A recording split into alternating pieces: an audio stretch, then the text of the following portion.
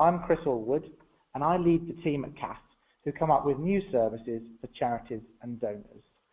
And we've recently developed a new, much simpler way for charities to receive donations called CAF Donate. My background is in charities and social enterprises, particularly in startup trading and fundraising. Today's session is in two main parts. For the first part, we're going to look at trends in fundraising and giving, where and how charities get their income, and who's giving and how. The second bit, we're going to look at 5 practical things you can do to grow your fundraising income. So let's start by looking at the income that charities receive. So this is the voluntary income that charities get, and this is an overall average for the whole of the sector. And this comes from the 2013 NCBO Almanac.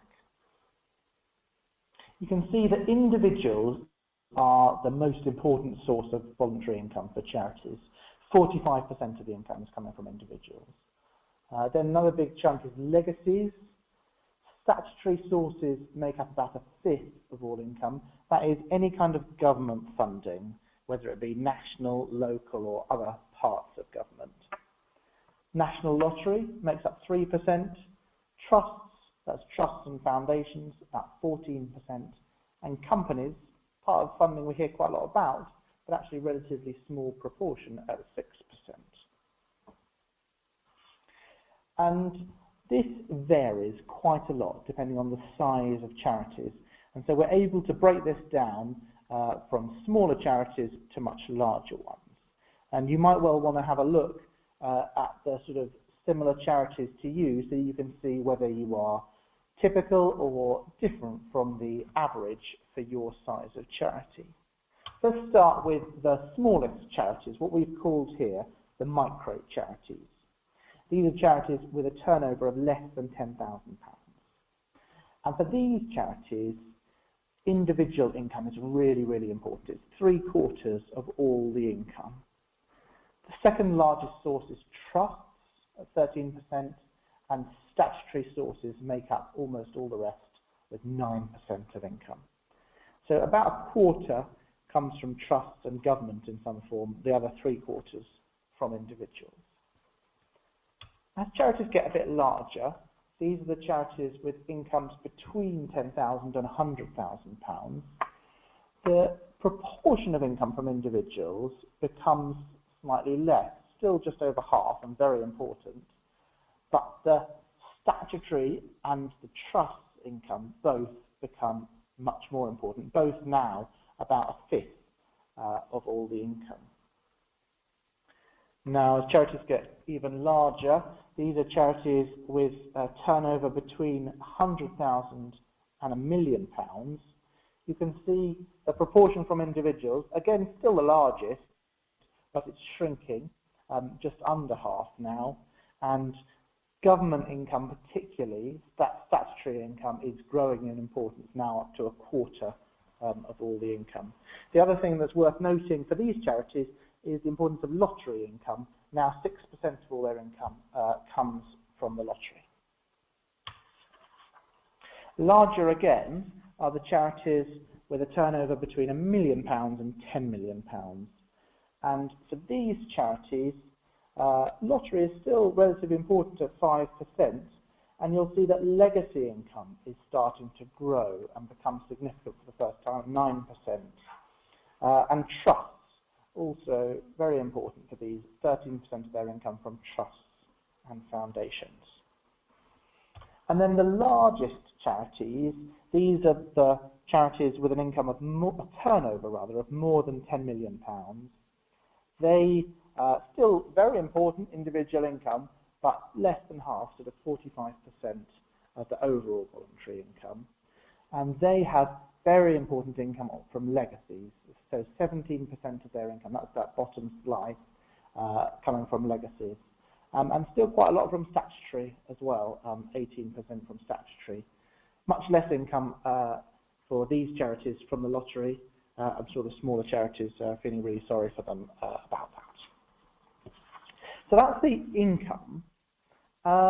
Now let's have a little look at the actual spend that charities spend on fundraising to bring that income in. And that's a bit harder because the data on that is not included in the annual return to the Charity Commission. But there are a group of charities, 23, who take part in a study called Fund Ratios. And they submit much more detailed data about both how much they spend on fundraising and what they get in from it. And they submit that and share it with each other so that they can benchmark their fundraising spend. And they make the summary of that information publicly available, so we can have a look at how what they spend on the different types of fundraising and how that's changed over time. So this is what they're spending. So on individuals, they're spending 86% of their spend on fundraising. Legacies 5%, and companies and trusts, it's a combined figure, the way they record it, is at 9%. And you can see that it hasn't really changed very much over time. It's quite a long-term study, but over the 5 years of the study, it hasn't really shifted at all. So the vast majority of their fundraising spending is on individual fundraising. And they also submit data about their specific income. So you can see how that fundraising spending maps onto the income that those specific charities are getting. And so the income is the money on the right, that's the money coming in, and on the left, that's how much they're spending, that's the money going out. So you can see it was at 86% of income coming in, but, 86% of their spend, that's what they're spending on bringing that income in, but actually it's only bringing in 58% of their income. And so the money they're spending on legacies and on companies and trusts is proportionately bringing much more income in. So they're spending 5% on legacies and bringing in 16%, and spending 9% on companies and trusts and bringing in 26%. And we'll come back a bit later on to look at those differences, and so you can see how you might get the best bang for your buck, and what the pros and cons might be of investing in those other areas of fundraising beyond individual. So that's the breakdown and trends for income and spend on fundraising. Now let's have a look at the other end. Let's look at the donors and what's going on there. So the graph on the left is showing that in a typical month, just over half of people give to charity.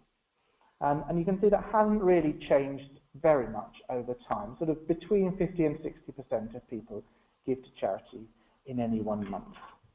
And that average donation, if you look on the graph on the right, the range is about £4 to £8 for young adults, and about £10 to £15 for people once they're past about 45. And you can see that women are a bit more generous than men. So there are a huge number of people in the UK giving to charity, and that is something that people do throughout their lives, and there's a great opportunity there for charities to receive some of that and fund their work. And how do they do that? How do they make those donations? Well, this chart shows the different payment methods that people can use to make donations. And you'll see that cash is still the most popular way of making a donation, with 50% of all donations still being made by cash. Second is direct debit. You can see that about almost a third of direct donations are made by direct debit. And then the really important thing about direct debit is, this is a fairly obvious one, is that it doesn't just happen once, but it happens every month. And so it's that regular income that's so important. The numbers by each of the payment types are the average donation size. And so that although cash is the most popular donation, the average size is about £5, whereas direct debit, the average size is about £10. So it's not at all surprising that charities are so focused on trying to attract direct debits. And direct debits are actually becoming more popular. 5 years ago, there were 5% less donations by direct debit, so it's still increasing as a payment type. The surprising thing we particularly found when we were looking at creating CAF Donate was actually just how few charities can accept direct debits. This is a study by the Payments Council where they're looking to see how many different payment types can be accepted by charities. And you'll see that cheques, 82% of charities accept payments by cheque. But the really important, I think, message that we saw here is that only 9% of charities can currently receive direct debits. In other words, 91% of charities can't get a direct debit from a donor, and they tend to be small and medium-sized charities. So our mission as a charity is to grow giving, and this seems to be how donors want to give. So the inspiration and the vision for us for CAF Donate was a simple, risk-free way for charities to accept direct debits without having to pay a monthly or a setup charge. And later on in our series of webinars, we're going to do a webinar about how you transfer one-off donations into regular voluntary income. So either watch out for the live version of that or have a look in the library of webinars and have a look at that one if that's something you'd like to find out more about. I'd now like to look at a specific channel for asking or setting up donations, and that specific channel is mobile. There's so much talk about mobile both in the fundraising world and just in the world in general. It's such an sort of explosive growth, and it's becoming really important for fundraisers. And here's some key stats as to why it's becoming so important. I mean, the first one is just that mobile ownership is now pretty much ubiquitous. Pretty much everybody has a mobile phone, and now about half of those phones are smartphones. So 45% here, and that's growing all the time, sort of growing a lot every year. And importantly, more than half of those smartphones are on pay monthly contracts. And that's really important because as part of contracts, you usually get a data allowance as well. And so if you're on a contract, you're much more likely to be surfing the web on your mobile phone. And that's obviously particularly important for fundraisers if they're wanting people to make a donation over the web on their phone. The other really surprising and quick thing has been the growth of tablets. 2 years ago, nobody had a tablet. Today, 1/4 of people own a tablet. That's amazingly fast adoption, and it makes it really important that the stuff that we're doing works well on tablets. Having said all that, although mobile is important, and it is certainly growing very fast, as a proportion of donations, it's still relatively small. This is an interesting study done by YouGov in the US, which looks at actually how people are giving and what is inspiring people to make a gift. So I don't know if we can't quite zoom in on this one, but I hope you can read that. But the most important reason that people gave for why they had made a gift was giving to a charity they already regularly support. So that's quite unsurprising. We know that people tend to give to the same charities over and over. But I think what's a bit more surprising is that still in second place, direct mail is cited as the reason for making a donation in 21% of donations. So still really important way of inspiring people to give. Next is hearing about the cause in the media, And I think that's especially important for smaller charities where you might have a small or no marketing budget at all. That kind of stuff in local press or on local web channels is a really good way of getting the word out about your charity. And then finally, email, or in fourth place, not finally, an email campaign is growing as a way of people finding out and inspiring people to give. Another key trend is just the growth of campaigns overall. Often campaigns are used instead of going out directly under the charity's own brand. So I'm sure you haven't missed Movember. Everyone's seen the consequences of that, and other ones like World's Biggest Coffee Morning for Macmillan. But there are also much smaller local campaigns that have been very successful that people are running, and it's becoming an increasingly important part of the way that charities fundraise. And then the final trend that I think is useful to note and understand, and this one might not be quite such good news, is that it's all a bit more complicated than it used to be.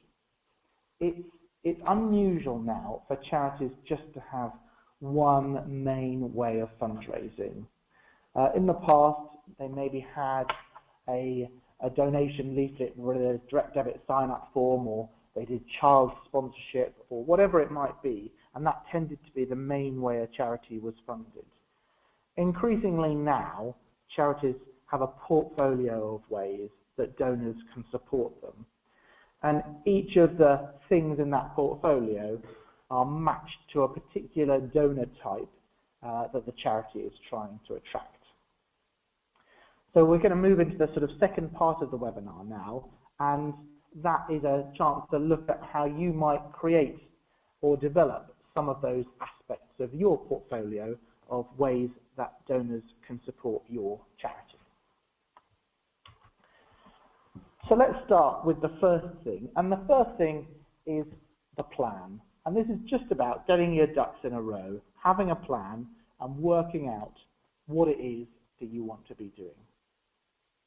And it doesn't need to be complicated. In fact, it's much better if it's not, and it's nice and simple. And also, you don't need to stick to it rigidly. It's better if you can adapt it with what you're learning as you go, because undoubtedly, as soon as you start sending stuff out or speaking to supporters, you'll learn all sorts of stuff. So let's look at the main elements for your plan. So these 5 sort of chunks are the things that you need to think about for any kind of fundraising plan. The starting point, and that's the where are you now? What's going on for you as a charity now? How much income are you getting? Who's giving it to you? And how are they giving it to you? And what are the trends in that? Is it growing? Is it shrinking? Are there different groups of people who are giving less or more? So the sort of what's going on now. The second part is where do you want to be? Hopefully you have a mission and vision for your charity anyway, but how does that relate to your fundraising? And what are the objectives in your fundraising? I think in simple terms, the really important thing is to have some kind of big, exciting goal for your fundraising that everyone can pull towards and get excited about. It's really important that everyone knows what it is you're driving towards and why that's an exciting thing. And then the next bit is how you're going to get there. And sometimes these are called 4 W's and an H. The who, what, why, where, how. I think I've got them all there. Yeah, I think so. Not quite in the right order. But this is really the heart of your plan. So start off by thinking, well, why should donors support your cause? What is it about your cause that's compelling for them? Then, who are they? This is where it's really important to have done that early work on who your current donors are. What kind of people are they? How are they supporting you? Are there other groups you could be working with, other groups of donors you could be targeting who might particularly respond to the type of work you're trying to do? Then once you know who they are, you have to work out where you're going to find them, how you're going to be able to talk to them, whether that's through social media, through the media, maybe through emails, maybe through the web, maybe through going door to door and speaking to them on the doorstep. It depends on the group of people that you're trying to engage with. Next is the how. How are you going to come up with some kind of engaging appeal or campaign to speak to that group of donors? And finally, the what. Well, it is worth thinking about what could go wrong and what you might do to prevent that from happening. Don't spend too long on that, but it might save you a lot of time in the long run. And those 4 W's and the H, and again, it doesn't need to be big and complicated. That's probably just a one-pager. That is the heart of your fundraising plan. And once you've got that, then you can work out actually, well, what actions are you going to need to take to achieve that? How long is it going to take? When are you going to need to do it? Are you going to need money? Is it stuff you can do for free? Who is going to be involved in doing it? And then the final thing is, how will you know if it's worked? Going back to your goals, what do you want to have got to by when? What are the targets? How will you be sure that you're having the effect that you want to? It's well worth doing that groundwork and having that plan. The second tip is multi-channel where possible. And what that means, if you haven't come across this term channel, it's just the way in which either you're asking people to give or the way they're actually handing over their donation to you. Sometimes that's the same, sometimes they're different. So the channel might be the phone, it might be direct mail going through the post, it might be your website, whatever it is. And the channel of ask and the channel of response don't have to be the same. So lots of people respond to a direct mail ask by ringing a phone number and making a credit card donation over the phone. And it's important that when you run a campaign, even if the ask is just going out down 1 or 2 channels, make sure you think through how people might want to respond and you give them all the channels you can so that they can make the response in the way that they would find easiest and best. And so some of these channels might be Facebook. CAF has an app that you can add on Facebook. So straight away people can respond without leaving Facebook. And we've got another webinar in our series which looks at how exactly you set that up to be able to receive donations on your Facebook page. It's also really important to remember people just phoning up or filling in a form and posting it back to you. The vast majority of donations are still made in this way, so don't forget them. And this is the screen on Catanate where you can upload those donations so people can send you a form with their direct debit details or their credit card number, and you can upload them and accept those donations. And there's the detail of how you do that. Online, have a great way to accept donations from your website. And again, we've got another specific webinar which looks at how you can make that a really engaging and easy channel for donors to use. And finally, we spoke about mobile earlier. Make sure that if somebody looks at your donation pages on their mobile phone, make sure it's A, legible and easy to read, but also easy for them to make that donation with the smaller buttons or touching the screen on the mobile phone. So let's look a bit about how you particularly do that optimization of online. And here's just a little checklist you might want to use when you're doing this online. So here's one of the CAF Donate customers, Porchlight, and I think they've done a great job of optimizing their online donations. So firstly, make sure you have a donate button on every page. And a good way of doing that is to put that in the navigation of your website. So they've put that on the right of the navigation. You can see Donate Now in yellow there.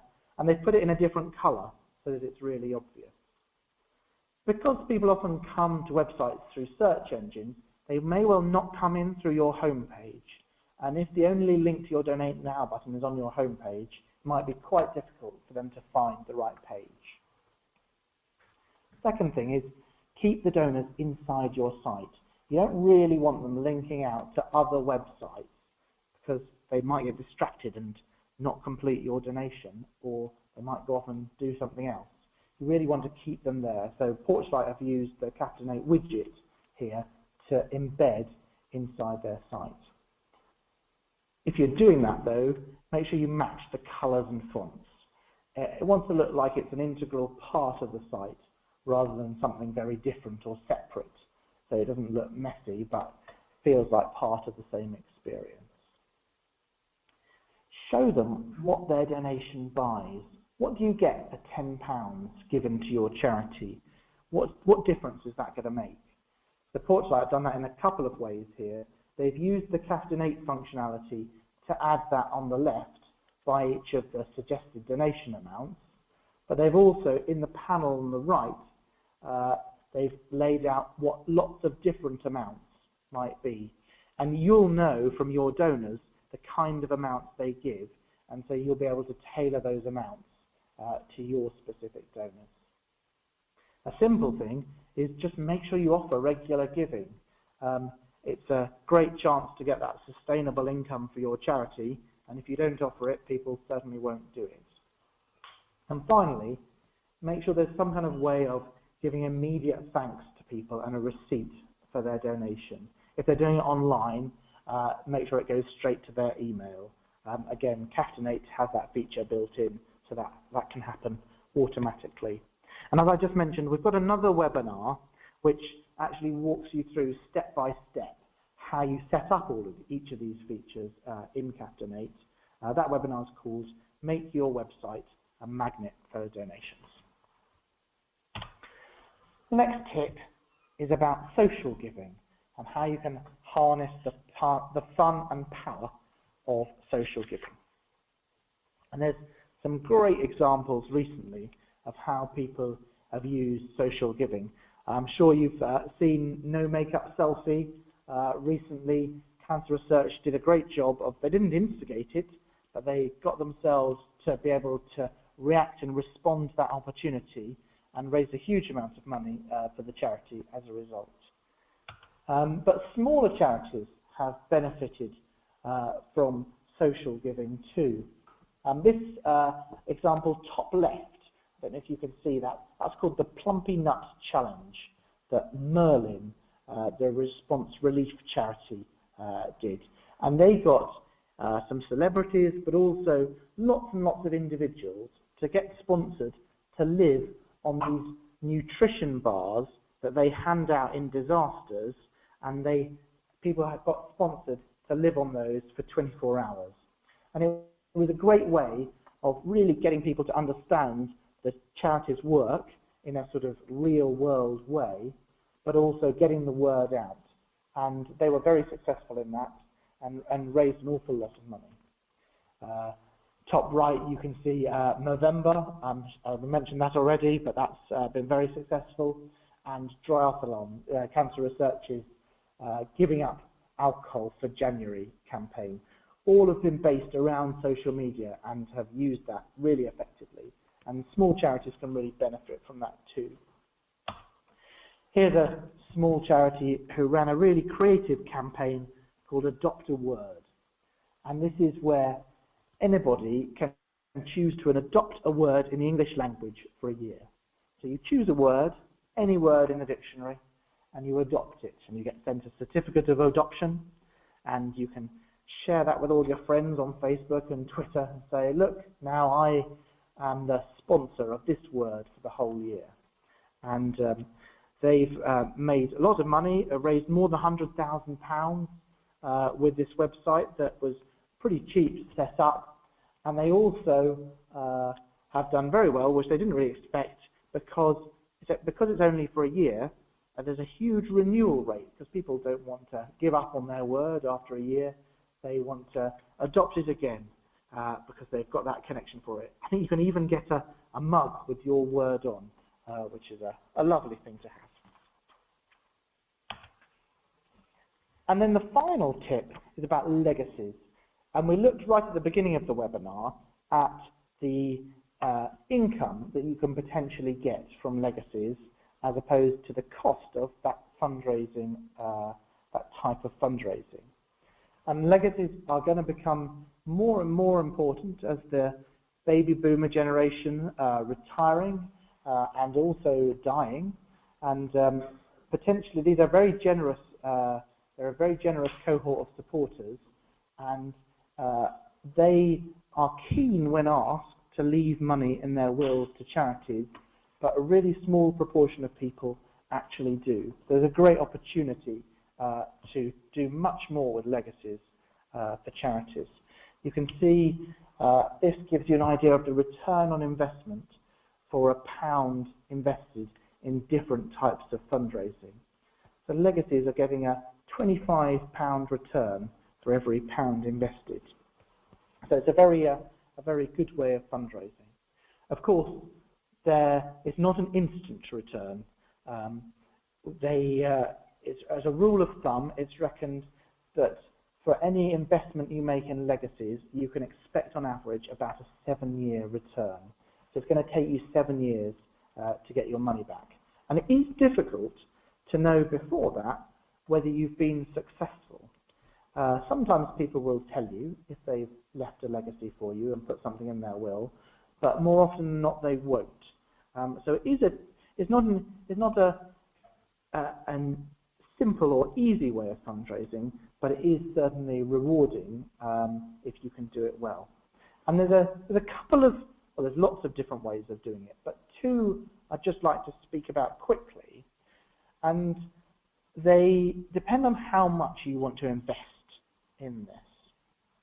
So if you really want to invest in it, then a telephone campaign to your warmest supporters is a very good way to run a legacy campaign. So Freedom from Torture ran a phone call campaign, which they followed up with a letter to their warmest supporters, and they had an 8.13% pledge rate, so an amazingly high rate of people saying yes, they would put something in their will for the charity. And again, just do it with your warmest supporters, and you have to do it sensitively, obviously, because we're talking about wills, but it's a great thing to do. If you want to do something just a bit simpler, the sort of simplest thing you can do is just have a good page on your website about how to do it. So just explaining to your donors, well, if you want to do it, this is what you do. So it can talk about the different types of bequest that somebody could leave. And it's a really simple thing to do. It'll probably take you less than half an hour's work, but the return that you can get from that will be, can be very significant. So thank you very much for listening. That's the end of the webinar today. Here's the summary of the tips that we looked at. So get your ducks in a row, have a plan for your fundraising, multi-channel, both for the ask and for the way that donors can respond to that ask. Make sure you optimize online, try something social, and finally, look at doing a legacy proposition. Have a way of people leaving something to you in their will. If you do have any questions, then please do phone us on 03000 123 800, or send us an email at cafdonate, that's just one word, at cafonline.org. And we'd love to answer any questions that you have. And we also have a number of groups now on LinkedIn. So if you go to this LinkedIn page, then you can see all the groups that CAF have, and if you go to the specific one around charity fundraising, there'll be lots more tips and posts from other charities about stuff that they've learned about how to fundraise more effectively. Thank you very much, and look forward to speaking to you again soon.